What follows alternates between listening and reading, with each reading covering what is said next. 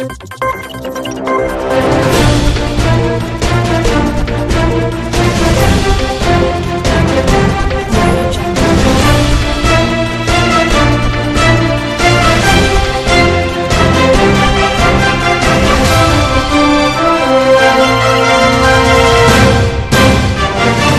sommes jeudi 30 décembre 2021. Mesdames et messieurs, bonsoir et bienvenue dans ce 19h. Cap de fin pour les assises nationales de la refondation ce 30 décembre au CICB. Cet après-midi, plus tôt dans la journée, l'un de nos reporters a eu un tête-à-tête avec l'un des participants aux travaux.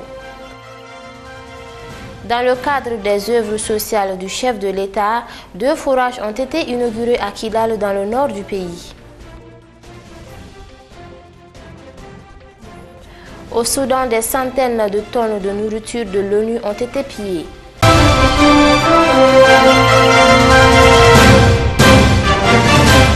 Une fois de plus, bonsoir et bienvenue dans ce journal. Le Conseil des ministres est réuni en session ordinaire le mercredi 29 décembre 2021 dans sa salle de délibération au palais de Koulouba sous la présidence du colonel Assimi Goïta, président de la transition, chef de l'État. Après examen des points inscrits à l'ordre du jour, le Conseil a adopté des projets de texte, procédé à des nominations et entendu des communications. Abdou Ouattara. Sur les rapports du ministre de la Réconciliation, de la Paix et de la Cohésion nationale, chargé de l'accord pour la paix et la réconciliation nationale, le Conseil des ministres a adopté des projets de textes fixant les règles générales relatives à la réparation des préjudices causés par les violations graves des droits de l'homme. Le Mali a connu depuis son indépendance plusieurs crises qui ont entraîné de graves violations des droits de l'homme ayant causé aux groupes d'individus et aux communautés des préjudices physiques, psychologiques, économiques ou matériels. Pour dépasser ces crises, parvenir à l'instauration d'une paix durable et à la réconciliation nationale, la reconnaissance des violations commises et la réparation des préjudices subis par les victimes sont nécessaires. Les projets de texte sont initiés dans le cadre de la mise en œuvre de la politique nationale de réparation. Ils ne concernent pas les victimes de crises spécifiques ayant déjà bénéficié de réparations particulières à travers les accords spécifiques et dont les droits sont éteints. Leur adoption permettra l'institution d'un mécanisme juridique unique de réparation et la mise en œuvre des mesures de réparation par voie administrative des préjudices subis par les victimes des différentes crises survenues au Mali depuis 1960. La loi numéro 2019-024 du 05 juillet 2019 portant modification du statut général des fonctionnaires a consacré le relèvement de 3 ans des âges de départ à la retraite du personnel régi par le statut général des fonctionnaires. Cependant, l'âge limite de participation au concours d'entrée dans la fonction publique est resté inchangé. Par ailleurs, la non-organisation du concours d'entrée à la fonction publique en 2020 en raison de la maladie à coronavirus exclut les candidats qui étaient à la limite d'âge. Projet d'ordonnance adopté corrige cette situation en augmentation de 3 ans l'âge limite de participation au concours d'entrée dans la fonction publique au niveau de toutes les catégories. Il participe de la volonté du gouvernement de rétablir l'équité, la justice sociale et de pouvoir et de promouvoir l'accès à l'emploi en faveur de la jeunesse. Sur le rapport du ministre de l'économie et des finances, le Conseil des ministres a pris acte d'une communication relative au plan de restructuration des dettes de l'Office malien de l'habitat. La mise en œuvre d'une politique de large accessibilité à un logement décent a toujours été une des priorités des différents gouvernements. La réalisation des logements sociaux a connu un véritable essor à partir des années 2000. Pour répondre à l'engouement croissant des populations pour ces logements, le gouvernement a engagé un vaste programme de construction de 50 000 logements sociaux dans lesquels, outre la subvention du prix de cession des logements, il prend en charge le foncier et les coûts des travaux de viabilisation des sites. Dans le cadre de la réalisation de ce programme, les déséquilibres entre le délai de remboursement des promoteurs immobiliers et celui de récupération des loyers ont entraîné un surendettement de l'Office malien de l'habitat. Le présent plan de restructuration s'inscrit dans le cadre de la mise en œuvre des recommandations et de la commission chargée de l'évaluation de la situation financière de l'Office. La mise en œuvre de ce plan, qui nécessite une implication de l'État et du pôle bancaire, permettra d'assainir la situation financière de l'Office malien de l'habitat et des établissements de crédit ayant participé au financement des programmes de logements sociaux, de relancer les activités de l'Office malien de l'habitat, de pérenniser les processus et les dispositifs de réalisation des logements sociaux avec des approches innovantes. Le ministre de la Santé et du Développement social a informé le Conseil des ministres de l'évolution de la maladie à coronavirus, marquée par une augmentation du nombre de cas testés positifs par rapport à la semaine précédente. Le président de la transition, chef de l'État, a réitéré son appel au respect strict des mesures de prévention et de lutte contre la maladie. Comme je vous en parlais dans les titres au Centre international de conférence de Bamako, c'est le dernier jour des assises nationales de la refondation au niveau national. Notre reporter Ali Koulibaly a eu un entretien exclusif ce matin avec l'un des participants aux travaux. Je vous propose de suivre leur entretien. Nous sommes à 2 doigts de la fin des assises nationales de la refondation. L'État, on peut le dire comme ça. Et des assises qui ont commencé depuis le 11 décembre dans les cercles, dans les communes, et nous sommes aujourd'hui à la phase nationale et finale. Et selon votre constat, est-ce que les Maliens, dans toute sa composante et dans toute son étendue territoriale, ont participé, n'est-ce pas, à cette assise? Et je vous remercie pour cette question. Effectivement, c'est ce qu'on avait dit depuis le groupe qui a réfléchi pour la mise en place du M5. Ce groupe-là ne dépassait pas 7 à 8 personnes au départ. Et aujourd'hui, si vous avez vu que nos rêves sont devenus des réalités, c'est à travers des travaux qu'on a battus de l'intérieur jusqu'à Bamako ici et de l'extérieur, c'est-à-dire à la diaspora. Effectivement, comme les gens peuvent le constater, toutes les sensibilités ont participé à cette assise. C'est une première du genre. C'est du jamais vu à part quand notre père de l'indépendance, Moribo Keïta, paix à son âme, quand il a quitté, après avoir été trahi à Dakar, il est venu à Bamako pour proclamer notre indépendance. À part ça, le peuple malien ne s'est jamais aussi mobilisé autant que cette assise. C'est là, les chiffres les montrent clairement. Quand vous prenez à peu près 761 communes, il y a 755 communes qui ont déjà participé à ça. Ça, c'est les chiffres qui le disent. Tous les noms de toutes les communes sont là pour justifier ça. Quand vous prenez la diaspora, il y a 21 pays à travers le monde où il y a plus de concentration des Maliens qui sont là pour participer à ce truc-là. Et quand vous prenez les régions, les cercles, sans exception à part Kidal et Tessalit, et même là, la population a écrit. Même là, la population a écrit. Donc, on ne peut que dire, alhamdulillah, Dieu merci, le Mali est sur un bon chemin.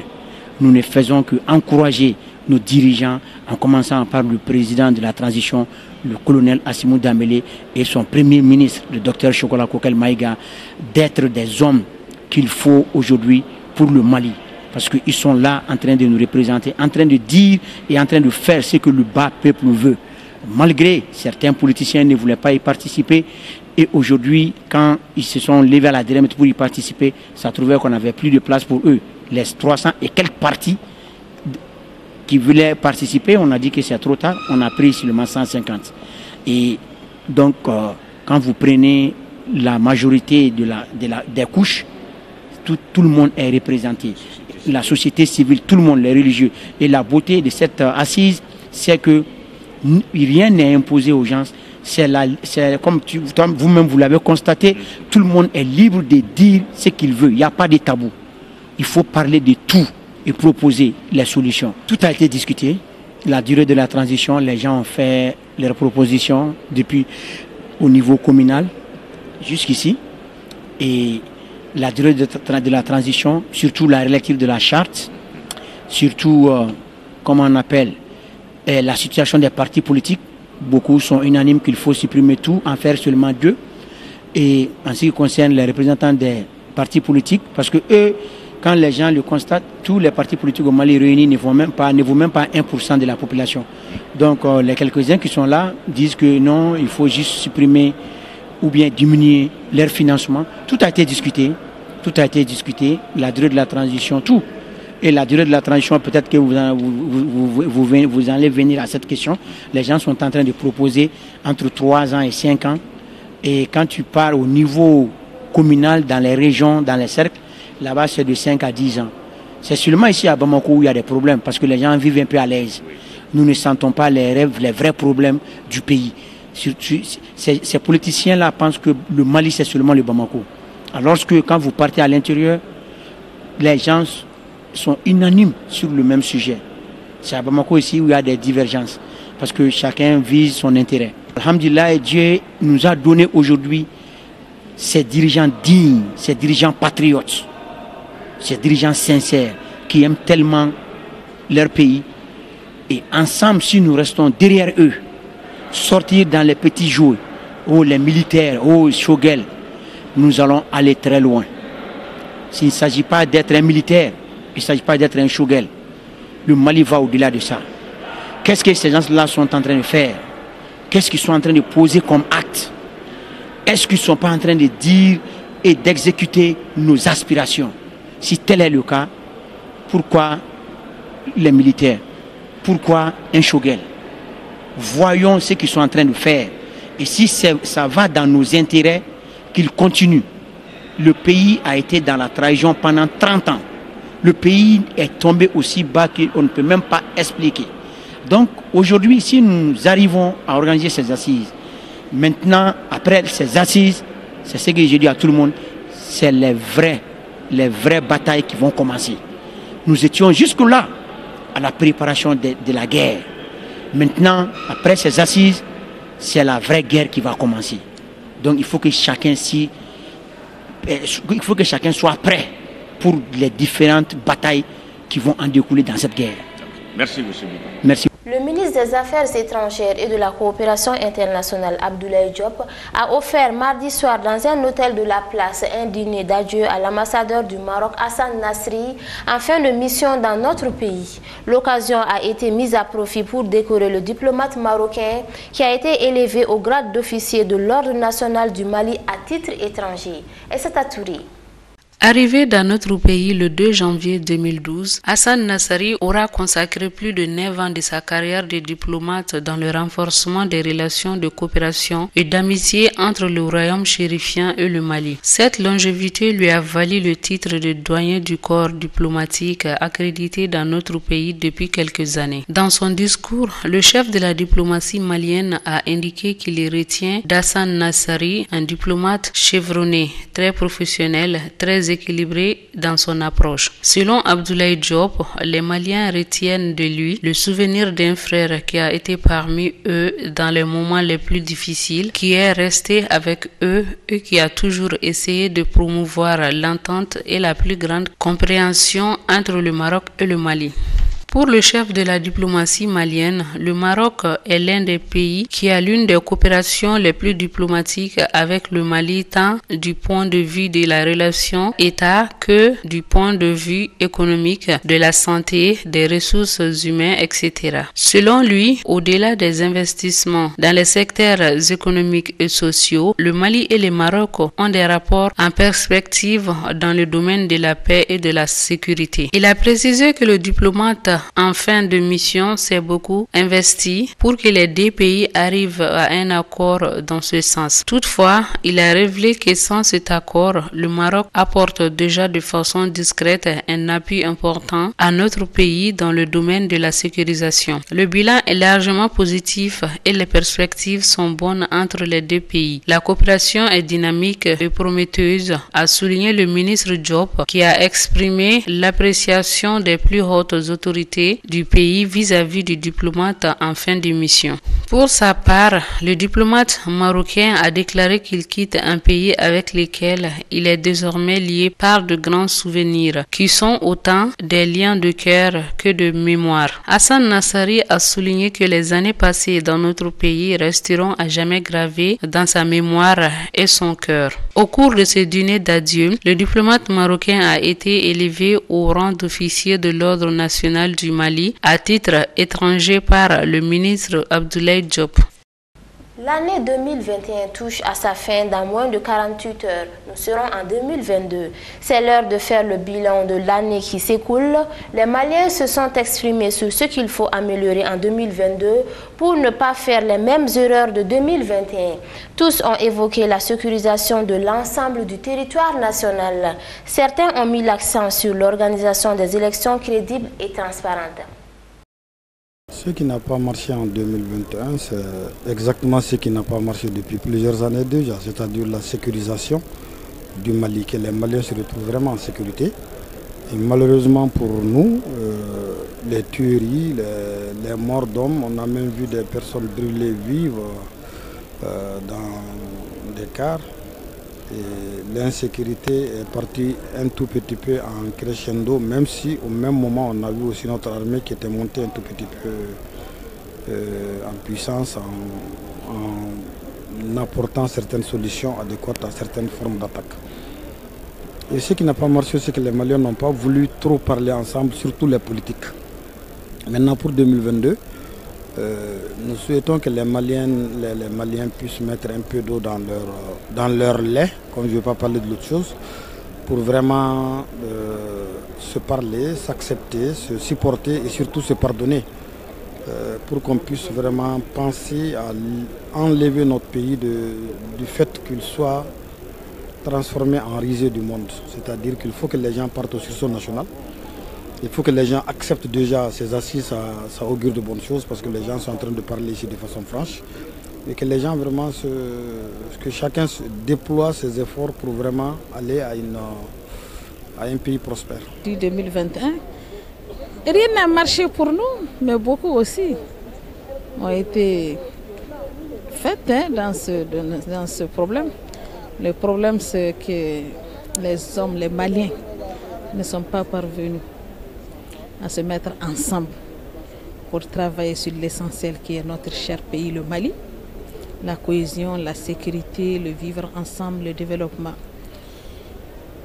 En 2021, c'est des problèmes, c'est beaucoup d'insécurité, des malentendus, le non-vivre ensemble, pas de cohésion sociale, les gens se contredisent. En 2021, il y a eu beaucoup de choses qui ont été faites aussi et qui sont en cours aussi, des bonnes choses, comme certaines lois qui ont été votées, le gouvernement, le président de la République, qui est une institution, la présidence. Nous saluons vraiment le président de la République pour son engagement à parler avec les acteurs, avec les forces vives de la nation, les différentes rencontres faites à travers, dans ce cadre pour réconcilier les Maliens, pour mettre les Maliens ensemble, pour mettre au-dessus de la table le Mali et travailler le Mali pour les Maliens. Ce que nous voulons dire en perspective, nous disons et nous sollicitons toujours les Maliens à se mettre ensemble, à se donner la main pour accompagner aujourd'hui cette transition qui est effective, qui est en train de travailler. Il ne peut pas travailler seul, sans tout le monde, sans les autres acteurs. Mettons-nous tous ensemble autour de cette transition à accompagner le colonel Assimi Goïta, son excellence, pour vraiment remettre le Mali dans le concert des nations. Le Mali aujourd'hui a besoin de tous ses enfants. Le Mali interpelle tous ses enfants. Sur le plan sécuritaire, nous sommes en insécurité. À Tombouctou, nous voulons franchement la sécurité. Sécuriser toute la ville de Tombouctou, la région de Tombouctou, sécuriser toutes les régions du Mali. Sur le plan de l'enclavement, désenclaver aujourd'hui nos régions. Parce que quand on parle de développement, il faut désenclaver, il faut vraiment travailler pour qu'on puisse circuler sur des routes appropriées. Nous parlons aussi du chômage de nos jeunes. Je l'ai toujours dit, c'est une source d'insécurité. Il faut créer de l'emploi pour nos jeunes, un travail décent. Nous parlons aujourd'hui du développement. On ne peut pas aller au développement sans ne pas être en sécurité. Ils vont de pair. Il nous faut la sécurité, il nous faut le développement. Il faut que toutes les forces vives de la nation malienne se mettent ensemble, avoir la même vision pour le Mali, sécuriser notre cher Mali, développer notre cher Mali et aller demain organiser des élections sécurisées, crédibles et transparentes. Ce qui nous préoccupe aujourd'hui, pour moi, personnellement, Ce n'est pas que la transition 1 an, 2 ans, 3 ans. Ce qui me préoccupe, c'est aller prendre le temps. Parce que nous parlons de la défense quand on parle de sécurité. Que la défense puisse travailler, mettre ses stratégies en place et nous dire dans le temps ce qu'il faut aller. Il faut combien de temps? Le temps pour moi, c'est aller sécuriser toutes les régions du Mali aujourd'hui. Une fois sécurisé, qu'on nous organise les élections, qu'on nous organise présidentielles, législatives, à commencer par les élections à la base. Nous voulons d'abord les élections locales, après présidentielles. Ce que nous voulons aujourd'hui, qu'il y ait des recrutements de nos jeunes dans l'armée et faire des recrutements chaque année. Programmer chaque année 3 ou 4 régions sécurisées ou 3 régions sécurisées par an et après nous organiser des élections sécurisées. Moi, mon problème, tout le problème du Mali est parti de la mauvaise organisation des élections. Alors, si on essaie de regarder le bilan de 2021, on voit qu'il y a des flops et des tops. Voilà, le flop au niveau de l'État, on voit qu'il y a 2 coups d'État qui ont suivi. Voilà, il y a d'abord le premier gouvernement de Mokhtar Ould qui n'a pas marché, qui a pu élaborer quand même un plan d'action gouvernemental et cela a été mis à terre par un deuxième coup d'État. Chose qui a ralenti un peu le rythme de la transition. Donc nous sommes rentrés maintenant dans la phase de choc. Voilà les 2 tendances, les 2 coups d'État qui n'ont pas pu vraiment mettre notre pays en marche comme on le souhaite. À partir de la sécurité, si on essaie de regarder, surtout au niveau du nord et du centre, il y a eu des améliorations, comme aussi il y a des répercussions. Quand on essaie de regarder le centre, surtout Mopti, il y a eu quand même, comment dirais-je, au niveau de Mopti, une grande amélioration au niveau de la sécurité. Donc c'est la grande prouesse de nos forces armées. Bon, l'année 2022, je pense qu'on a déjà diagnostiqué. Voilà, l'exercice n'a pas été facile. On a élaboré une feuille pour le gouvernement. Je pense que le devoir républicain a été fait. Maintenant, il appartient maintenant aux dirigeants, aux autorités, vraiment d'assumer maintenant leur rôle de responsabilité. Je pense que notre devoir de citoyenneté a été déjà un acquis, vu déjà les recommandations que nous avons faites ici. Je pense que la base a été déjà faite. Maintenant, ça appartient aux autorités maintenant d'établir leur rôle. Alors, en tant que citoyen, mes mots que je vais lancer pour la République, voilà, c'est de plein de réussite pour la transition. Parce qu'aujourd'hui, si on essaie de regarder notre pays est à terre. Mais je peux vous assurer que le Mali, c'est un pays qui est à terre, mais le Mali ne s'écroulera jamais. J'ai l'intime conviction et je foi en le génie du Mali que cette période que nous sommes là en train de vivre, nous allons le transdanser. Et nous allons aller au bout de cet abcès et notre pays sera émergent et fructueux que nous le pensons.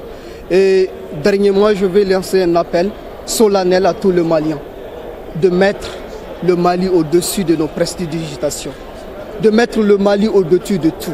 Aujourd'hui, ce qui devrait nous animer, c'est vraiment l'intérêt supérieur de la nation. Les calculs personnels ou bien les intérêts particuliers, c'est là nous devrons le bannir et mettre le Mali au-dessus de tout. Qu'Allah bénisse le Mali, protège le Malien, renforce notre sécurité et améliore vraiment notre État. Je vous en parlais également dans les titres. La cellule de la présidence chargée des œuvres sociales du chef de l'État est à Kidal depuis le lundi 27 décembre 2021 dans le cadre de l'octroi d'œuvres humanitaires. La délégation conduite par le ministre commissaire à la sécurité alimentaire a été accueillie par les autorités administratives, politiques, coutumières et traditionnelles de la 8e région. 2 forages ont été inaugurés pour faciliter l'accès de l'eau aux populations de Kidal. La cellule de la présidence chargée des œuvres sociales du chef de l'État est à Kidal depuis le lundi 27 décembre 2021 dans le cadre de l'octroi d'œuvres humanitaires. C'est à 17h que la délégation conduite par le ministre commissaire à la sécurité alimentaire a signé son entrée dans la ville de Kidal. Il a été accueilli par les autorités administratives, politiques, coutumières et traditionnelles de la 8e région. La première étape de cette visite a été consacrée à l'inauguration des forages à Intedeni, situé à 25 km de la ville de Kidal. Ces forages est réalisé dans la cour de l'école fondamentale d'Intedeni, l'une des premières écoles datant de 1947 et le 100e forage réalisé dans le cadre des œuvres sociales du président de la transition. Les autorités administratives ainsi que les élèves ont accueilli avec une immense joie ces forages qui leur permettra d'avoir accès à l'eau potable. Les populations de la localité bénéficiaire n'ont pas manqué à saluer ces gestes humanitaires du président de la transition. Juste après l'inauguration de ces 100e forages, la délégation accompagnée des autorités administratives et des représentants des mouvements signataires de l'accord pour la paix au Mali ont inauguré un autre forage.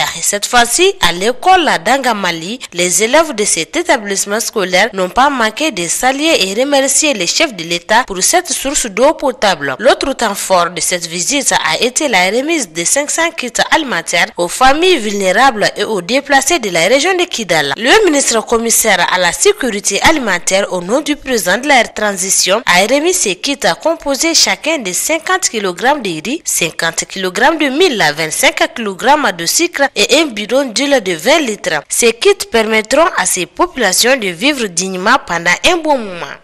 Maintenant, place à l'actualité internationale.